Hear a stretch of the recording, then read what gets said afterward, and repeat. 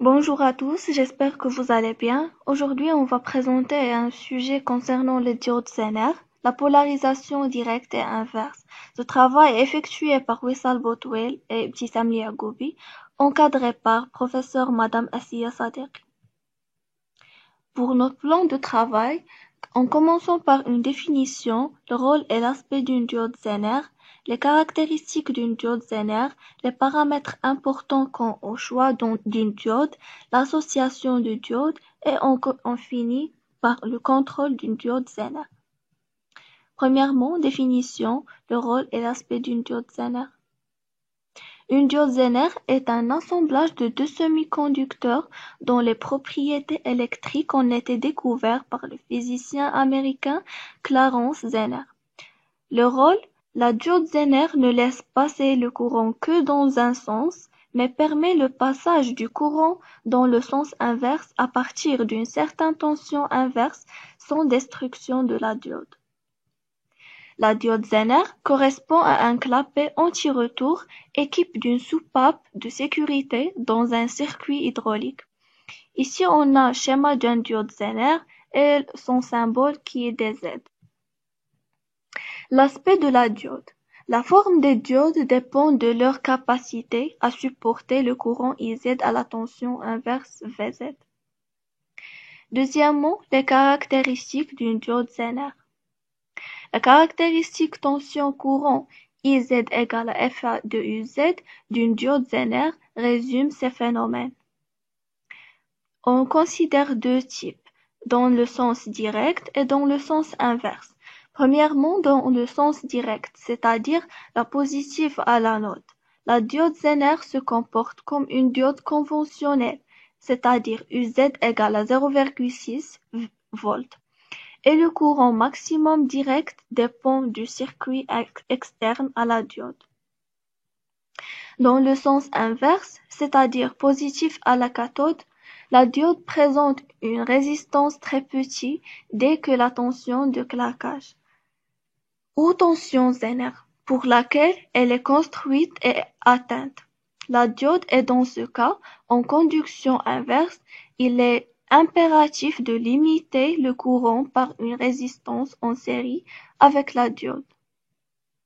Par exemple, dans ce cas UZ égale à UZ non, nous pouvons également établir la valeur de la résistance interne que la diode présente au circuit.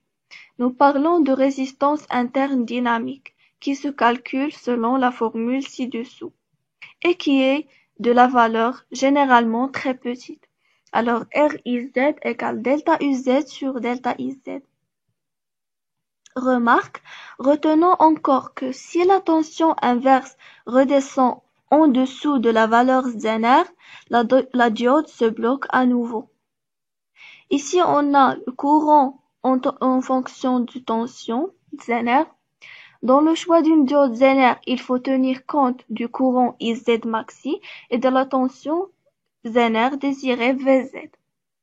Ici, on a un point de tension de seuil.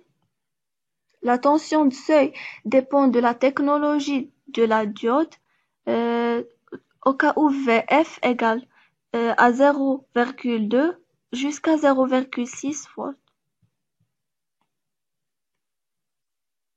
Maintenant, on va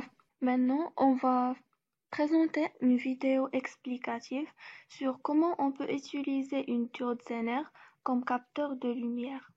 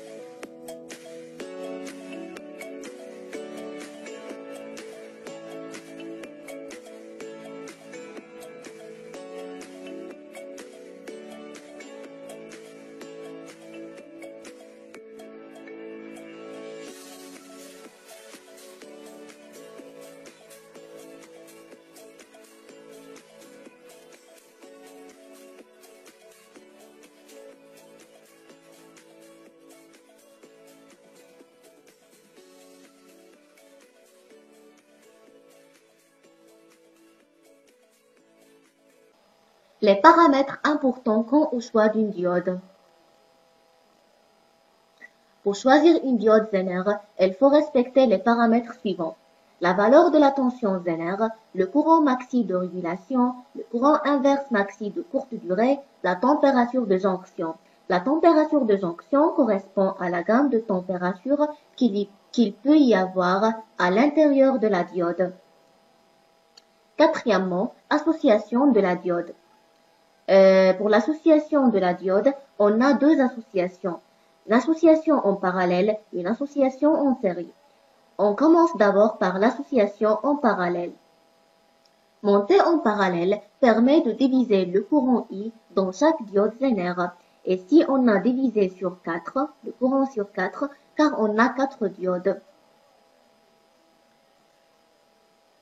Un tel montage représente l'avantage d'utiliser 4 diodes ayant un IZ inférieur à I, mais IZ est supérieur à I sur 4.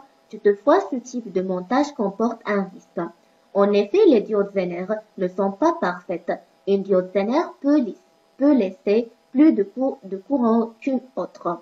De ce fait, elle chauffera plus que les autres et risque de se détruire rapidement. Deux cas peuvent se produire.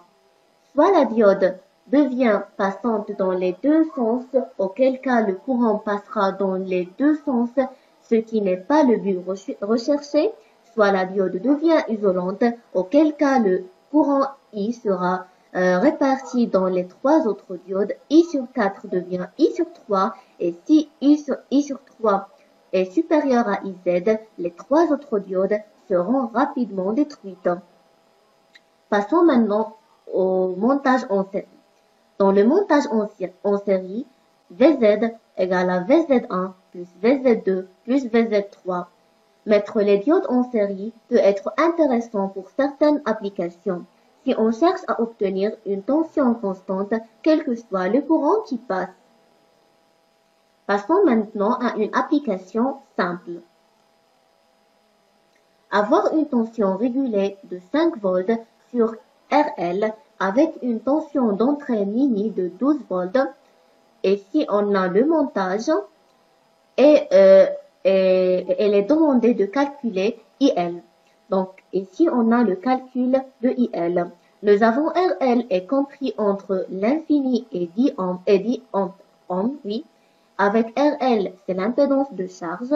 La maille 2 donne VZ égale à VRL, ou bien URL, avec URL égale à RL fois IL.